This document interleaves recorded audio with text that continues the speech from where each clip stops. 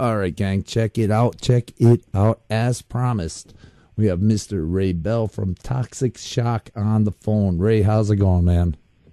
It's going great, man. Thank you very much for having me. Oh, man, and thanks for calling in, man. That's great. So, Ray, man, give us a little history on Toxic Shock, man. When did it all start? It all started, I guess around 1987, really. A bunch of guys from New York hanging out as teenagers, and went to school with a couple of guys that were doing similar stuff, so we decided to put our heads together, and then we ran into a guitar player from a couple towns over. He joined in with us, and that was the humble beginnings. We were fortunate enough to play at this club called Sundance that used to exist on Long Island. Anybody from the New York area will know what that's about. And every big band that came through the area headlined at that place, and we were real fortunate to get in good with the owner there. We did a lot of great shows with some of the bands back in the day. Everybody from Testament, Overkill, Exodus, Nuclear Assault, Sacred Reich. I mean, the list goes on and on. We played with a lot of them. And that led to a lot of good things. We ended up on tour with Nuclear Assault in 1993 for about 6 weeks. That was a lot of fun. Had some great times with those guys. And then we took a little break for a while, and for a long while, for about 20 years, we just kind of went and drifted our own ways and did our own things for a while. And about a year and a half ago, somebody got an idea that they wanted to do some kind of a reunion show in memory of that club, Sundance, and somebody said, oh, it'd be great if we could get Toxic Shock back together, and that just snowballed from there. And now here we are, about a year and a half later. We're down in the Orlando area now. There are a couple of new guys in the band. Some of the original guys that were originally back together when we put the whole thing back together, they've got family and obligations and things, and they're not quite able to do all the stuff that the band's looking to do at this point. So we still have a good working relationship with those guys, but they're not actively playing at this point. That's killer, man. Awesome. And that's cool. Like after 20 years, it's back together and going strong. That's awesome. Yeah, it's going stronger now than it has. That social media is an amazing thing. We didn't have that the first go around, and it's been fantastic for us so far.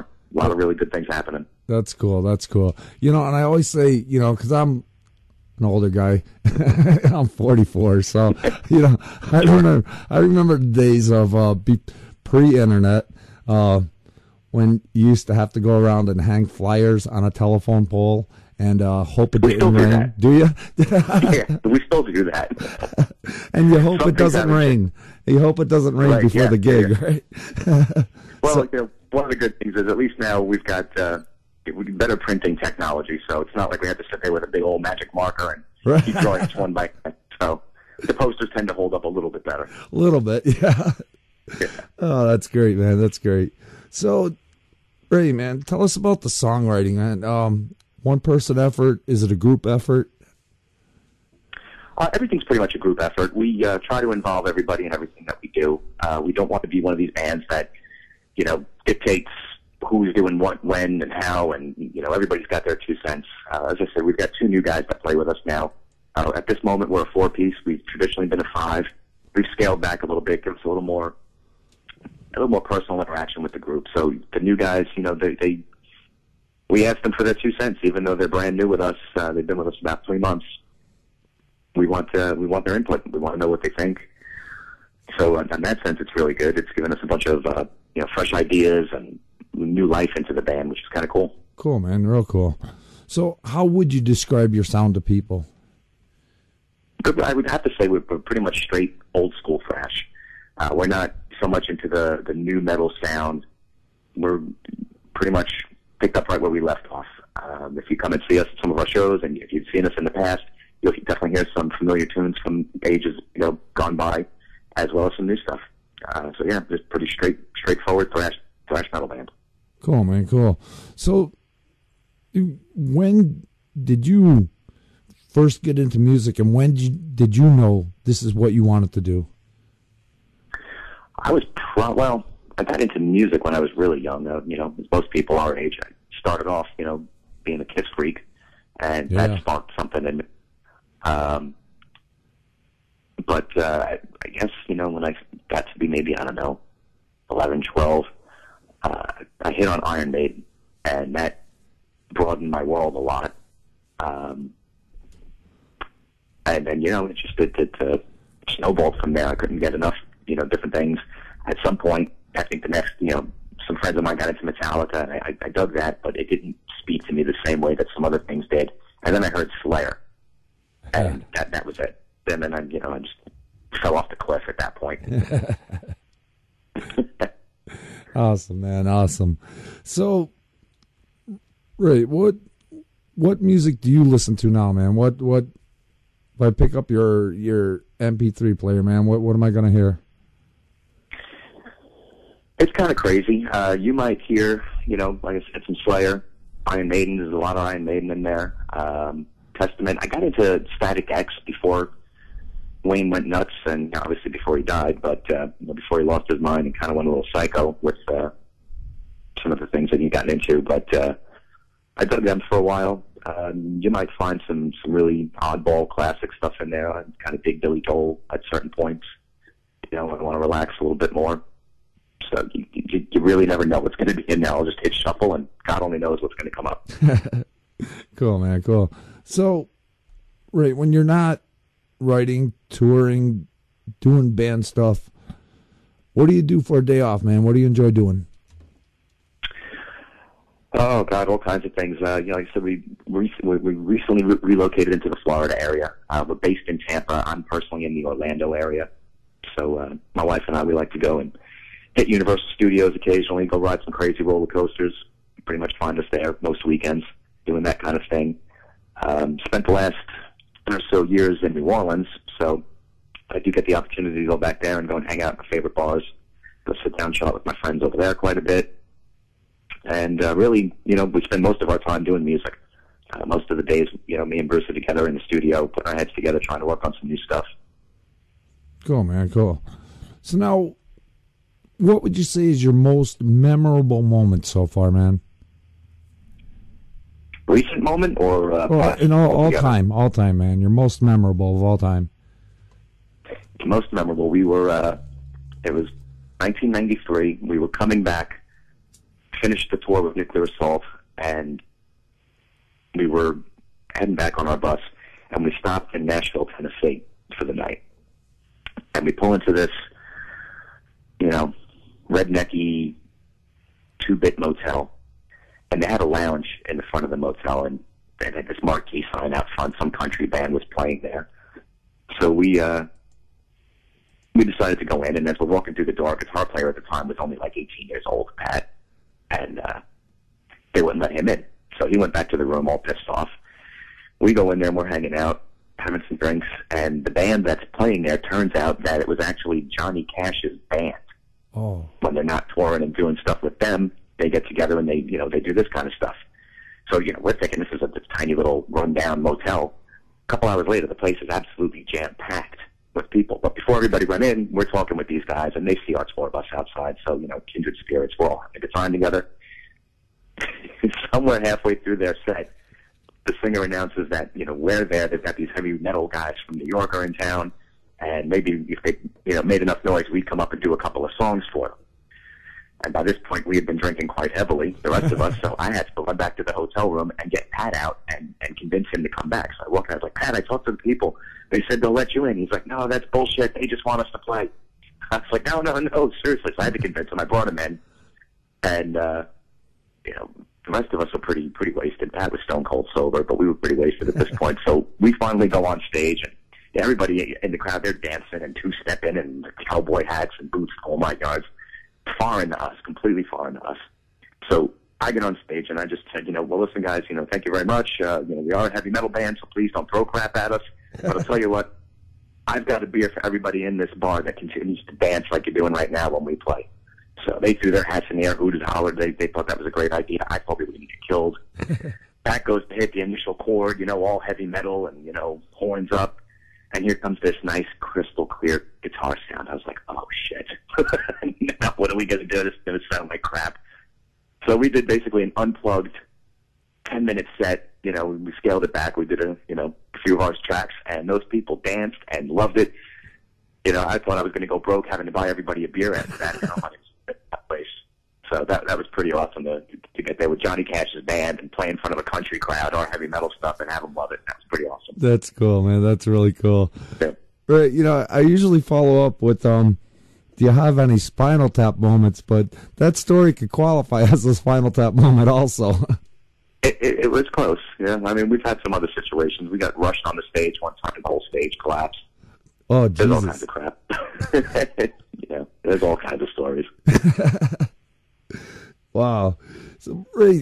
So now from present day to way back when, man, would you say you guys have evolved, man, as a band? I'd say so.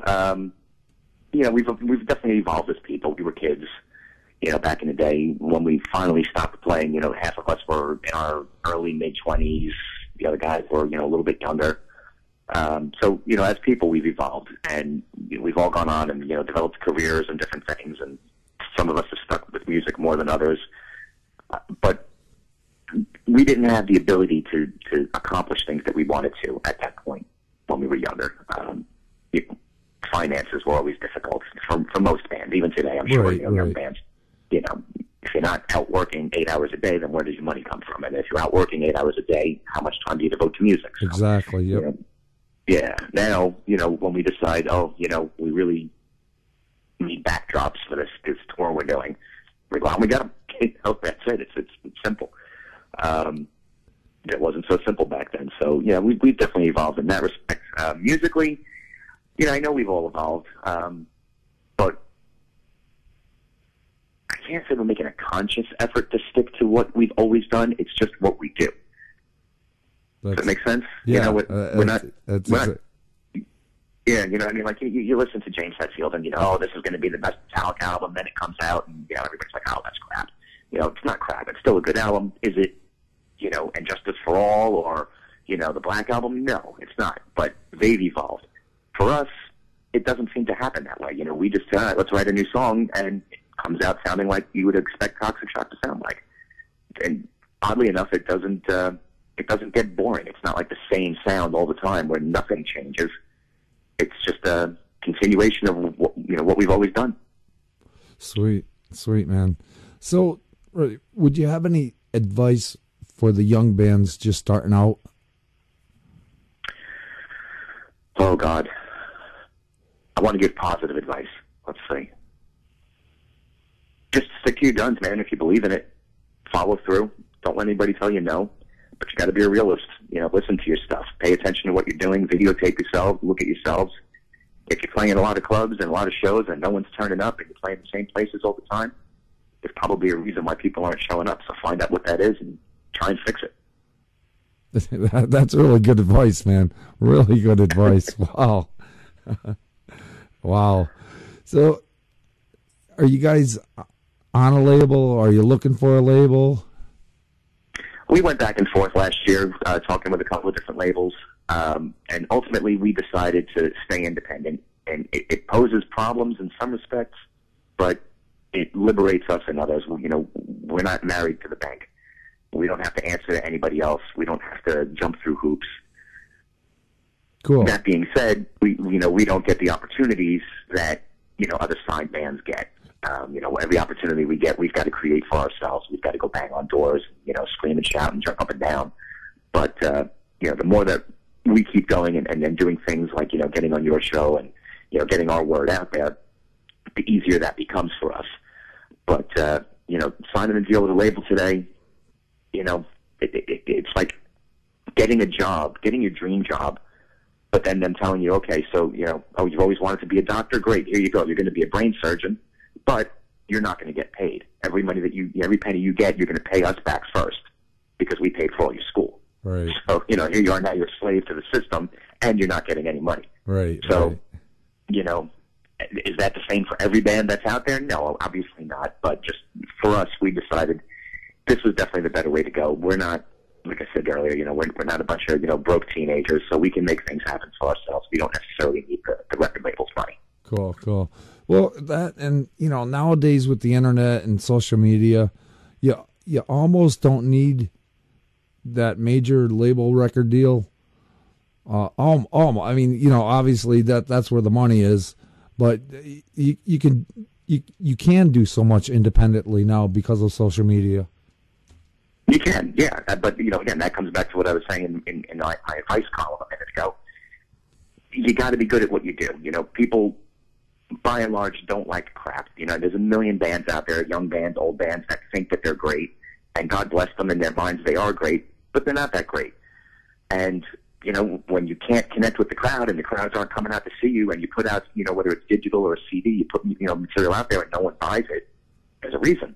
It's probably not that great, or you're not playing something that people can feel is accessible to them for some reason.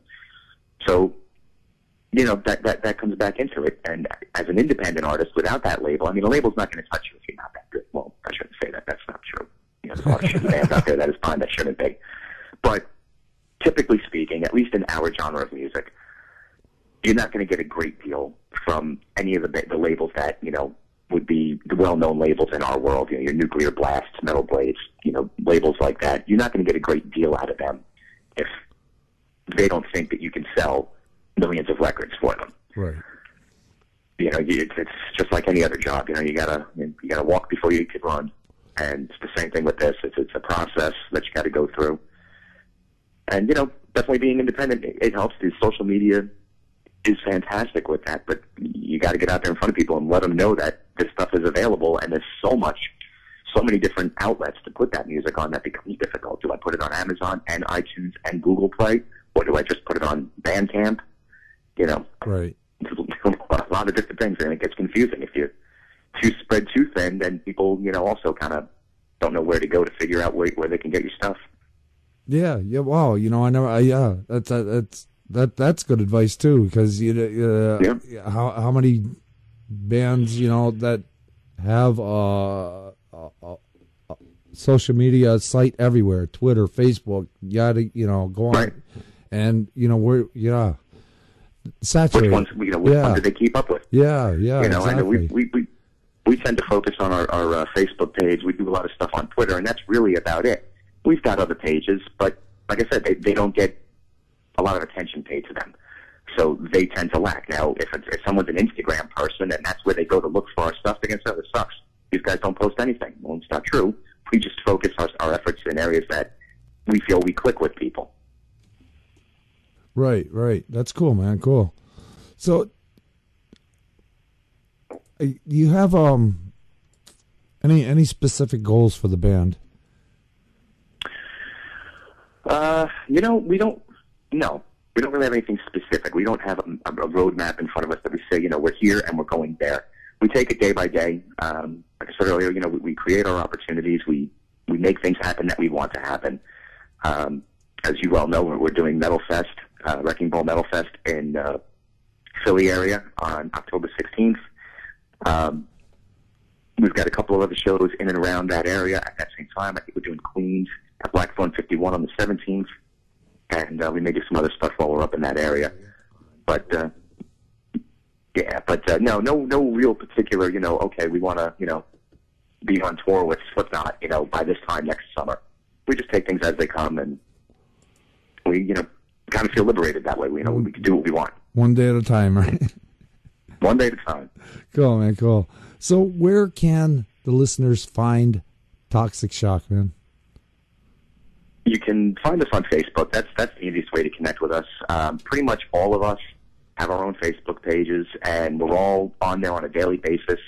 If you go to facebook.com/Toxic Shock NY, N as in new, Y as in York, you'll get onto our page. Like us, you can send us messages, and 9 times out of 10, it'll be me directly that responds to them.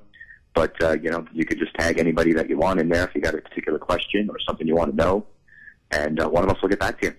Awesome. We don't have a bunch of people that sit there and monitor it and, they write stuff for us. It's us that we control that. That's great, man. That's great.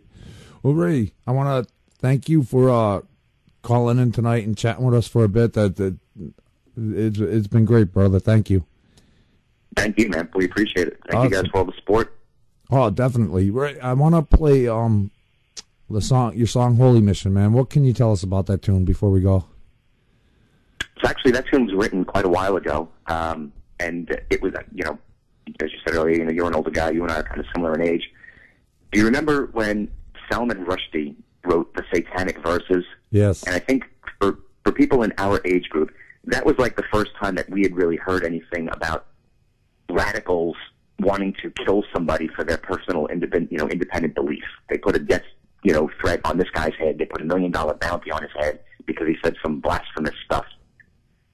So that kind of struck a chord with me back then, and that's what that song was originally written about. Well, here we are all these years later, and you look at what's going on in the world now, so that song has more relevance now than it did back then. Who knew?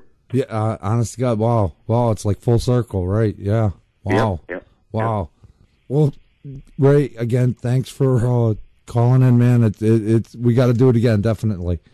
Absolutely, man. Thank you very much, and hopefully we'll see you out there in Philly. Yes.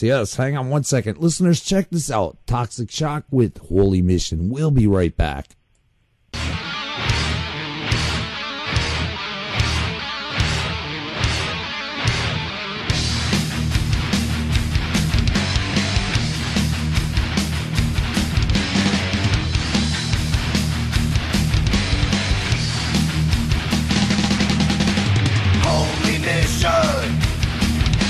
A privilege to have done.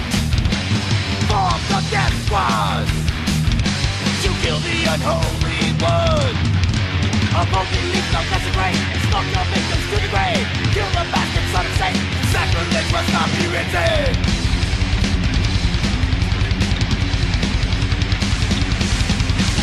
Holy mission. Rewrite the book itself. Holy mission, going straight to hell. A multi-leaf of desecrate, stalk your victims to the grave. Kill the bastard son of Satan. Sacrilege must not be written.